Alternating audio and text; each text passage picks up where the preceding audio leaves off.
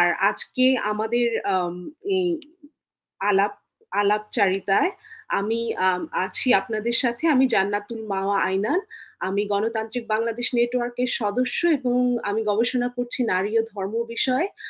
আমাদের সাথে আছেন গণতান্ত্রিক বাংলাদেশ নেটওয়ার্কের আরেকজন সদস্য এবং নৃবিজ্ঞানী নাসরিন খন্দকার। নাসরিন আপাও একজন গবেষক। আর আমাদের আজকের অতিথি নারী অধিকার কর্মী এবং নারী পক্ষের প্রতিষ্ঠাতা সদস্য শিরিন হক, যিনি আজকে অত্যন্ত গুরুত্বপূর্ণ একজন অতিথি এবং যেহেতু নারী অধিকার বিষয়ক সংস্কার কমিশনের প্রধান হিসেবে শিরিন পারভিন আপার জন্য আমরা অপেক্ষা করছি। আপনাকে অসংখ্য ধন্যবাদ আমাদেরকে সময় দেওয়ার জন্য। আমরা অনেক আগ্রহ নিয়ে বসে আছি আপনার কথা শুনতে।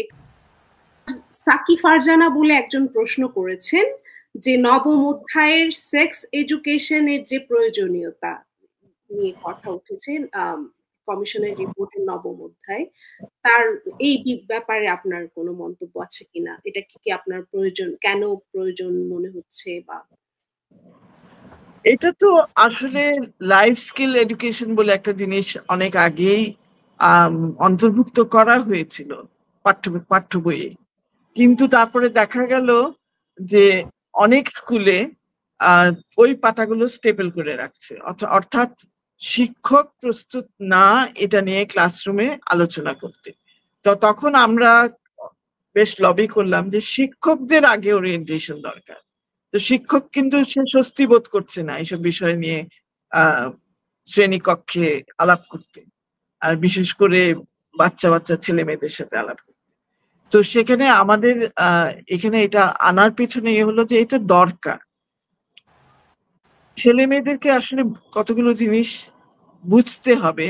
যদি ছেলে এবং মেয়ের মধ্যে সুস্থ সম্পর্ক থাকতে হয় এবং আলটিমেটলি নারী ও পুরুষের মধ্যে সুস্থ সম্পর্ক থাকতে হয়, তাহলে এই বিষয়গুলো তার জানা দরকার এবং এই বিষয়গুলো তার নিজের দেহ এবং নিজের দেহর ক্রিয়া বোঝার জন্য যতটা জানা দরকার, সেই সাথে আমার আরেকটি মানুষ যে নাকি আমার গোত্রীয় না, তার দেহর ক্রিয়া বোঝাও দরকার।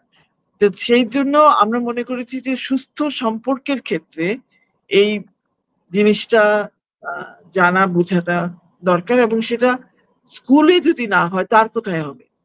হতে পারে বাড়িতে, হতে পারে বাবা মা সেটা পূরণ করতে পারে, কিন্তু অনেক ক্ষেত্রে বাবা মা কিন্তু সেটা করতে দ্বিধাবোধ করেন এবং অনেক বাবা মাদের বলতে শুনেছি যে এটা স্কুল করলেই ভালো হয়।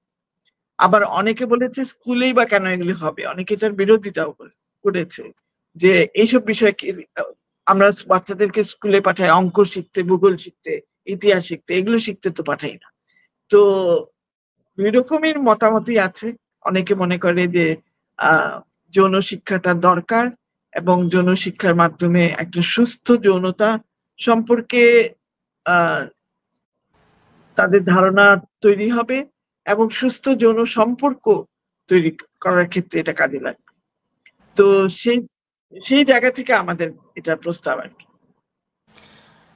আমি একটু যোগ করি এখানে, মানে যেটা রিপোর্টের মধ্যেও আছে যে যৌন সম্পর্ক, সুস্থ যৌন সম্পর্কটা কি, তার ধরনটা কি, এটা বোঝাটা খুবই গুরুত্বপূর্ণ। কারণ সেটা আমরা না বুঝতে পারলে যৌন সম্পর্ক যখন জোরপূর্বক বা অসম্মতি ক্রমে হয়, যখন যৌন হয়রানি, যৌন নিপীড়ন এবং ধর্ষণের মতো ঘটনাগুলো ঘটে, তখন তাকেও চেনা যায় না।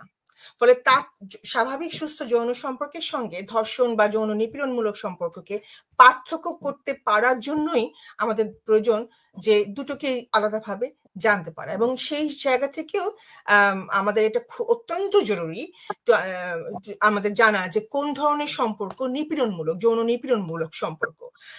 এবং সেই জায়গা থেকে আরেকটি প্রস্তাবনা এখানে খুবই সমালোচনার মুখে পড়ছে যে আপনারা বলেছেন যে বিয়ের সম্পর্কের মধ্যেও ধর্ষণকে স্বীকৃতি দেওয়া। তো ধর্ষণের সংজ্ঞা যদি হয় অসম্মতিতে বা জোরপূর্বক যৌন সম্পর্ক, তাহলে সেটা বিয়ে হোক, বিয়ের বাইরে হোক, যেভাবেই হোক, যেখানেই হোক, যে কোনো পরিস্থিতিতেই সেটা ধর্ষণ।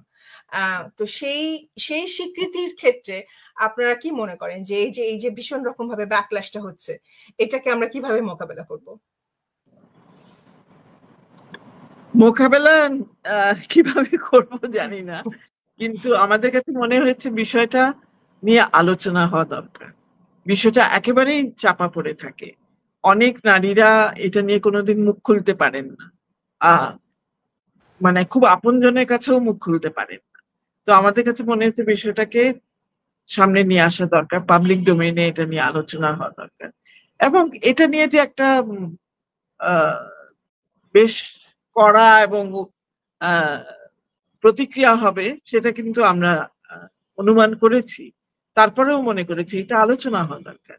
এটা আলোচনা হওয়া দরকার এই জন্য যে অনেক নারী হয়তো বা সাহস পাবে এটা নিয়ে কথা বলার, বা এটা এই অভিজ্ঞতা যদি তার হয়ে থাকে, তাহলে অন্তত সে নিজেকে অপরাধ মুক্ত করতে পারবে যে এটা তার অপরাধ না, মানে যৌন সম্পর্কে, যৌন মিলনে না করতে পারাটা যে তার অধিকার, সেই জিনিসটা অন্তত প্রতিষ্ঠিত। এক্ষেত্রে আবার আমরা দেখছি যদি এটাকে আমরা ধর্ষণ হিসাবে স্বীকৃতি দিই, সেক্ষেত্রে আবার প্রসঙ্গ আসছে এতে, তাহলে আইনগতভাবে এটা কিভাবে আমরা ডিল করব, অপরাধ হিসাবে আমরা কিভাবে কি বিবেচনা করব? সেক্ষেত্রে একে আবার আইনের, যেহেতু আমরা দেখছি যে নানা রকম ভাবে গৃহস্থালীর যে নিপীড়ন, যে ডোমেস্টিক ভায়োলেন্স, ইতিমধ্যে আমরা জানি বিশেষ করে ইন্টিমেট পার্টনার ভায়োলেন্স, ডোমেস্টিক এগুলো হচ্ছে ভীষণ রকম ভাবে কঠিন এগুলো ডিল করার ক্ষেত্রে, কারণ এগুলো একটা অত্যন্ত মানে নিবিড় একটা সম্পর্কের মধ্যে মানুষ যুক্ত থাকে। হ্যাঁ, এবং পুরো বিশ্ব জুড়ে 91% নারীর মৃত্যুর কারণ, যেখানে খুন হয় তার কারণ হচ্ছে যে intimate partner, x intimate partner অথবা তার পরিবারের সদস্য। ফলে আমরা দেখি যে নানা রকম ভাবে নারী পরিবারের মধ্যেই কিন্তু সহিংসতার শিকার হন, কিন্তু এর কোনো সুরাহা আমরা সহজে পাই না, কারণ যেহেতু সম্পর্কগুলো খুব ওতপ্রোতভাবে যুক্ত থাকে। ফলে এটা আসলে আমরা ধর্ষণ হিসেবে স্বীকৃত দিলেও কিন্তু পরবর্তী প্রসঙ্গ হচ্ছে এটাকে আমরা অপরাধ হিসেবে কিভাবে প্রতিষ্ঠিত করব বা কিভাবে আমরা সুবিচার চাইব। অসংখ্য ধন্যবাদ শিরিন আপা, আপনার এত মূল্যবান সময়ের মধ্যে আমাদেরকে সময় দেওয়ার জন্য।